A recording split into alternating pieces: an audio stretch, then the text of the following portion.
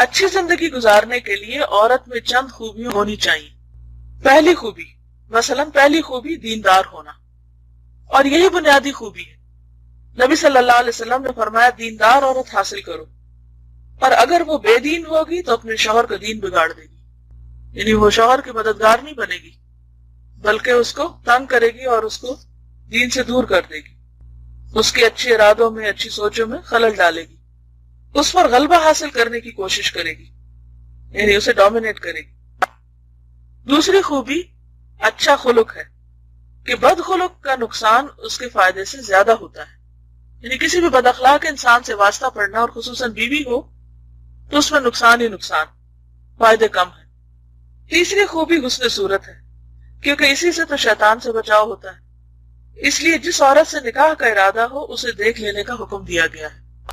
چوتھی خوبی حق کے مہر کا کم ہونا ہے۔ حضرت عمر رضی اللہ عنہ نے فرمایا عورت کے مہر گراں نہ رکھا کرو، جس طرح عورت کی طرف سے زیادہ حق کے مہر کا مطالبہ برا ہے، اسی طرح مرد کی طرف سے جہیز کا مطالبہ بھی اچھا نہیں۔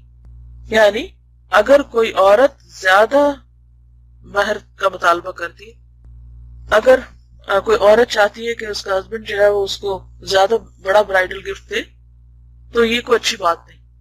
اسی طرح ہسبینڈ اگر عورت سے کہے کہ تم بہت سی ڈاوری لے کر آؤ، جہیز لے کر آؤ، اپنے پیرنٹس کے گھر سے بہت سا مال لے کر آؤ، گاڑی لے کر آؤ، مکان لے کر آؤ، اتنا زیور ہونا چاہیے، تو یہ بھی بری بات ہے، کیونکہ ہسبینڈ کو تو رسپانسبلٹی لینا ہے۔ حضرت سفیان ثوری نے کہا جب آدمی نکاح کرنے لگے اور پوچھے عورت کا جہیز کیا کچھ ہے تو سمجھ لو کہ وہ چور ہے، یعنی کوئی اچھا انسان نہیں ہے جس کو تم اپنی بیٹی دے رہے ہو، کیونکہ اسے بیٹی سے دلچسپی نہیں بلکہ کس سے ہے؟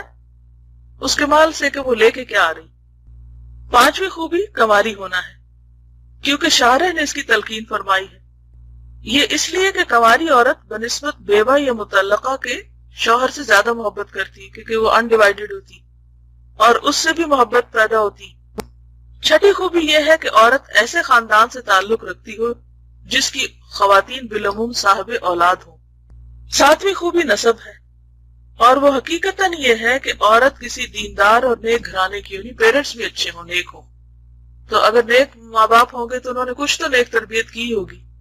یعنی کسی لڑکی کو اگر دیکھا جائے تو یہ دیکھا جائے گا کہ اس کے والدین کا اخلاق کیسا ہے یا ان کا دین کیسا ہے۔ آٹھویں خوبی یہ ہے کہ عورت اجنبی نہ ہو، اسٹرینجر نہ ہو، جیسے مرد کو حکم ہے کہ عورت کو دیکھ کر نکاح کرے، اسی طرح عورت کے ولی کو بھی حکم ہے کہ مرد کے دین اور اخلاق اور حالات کو دیکھے۔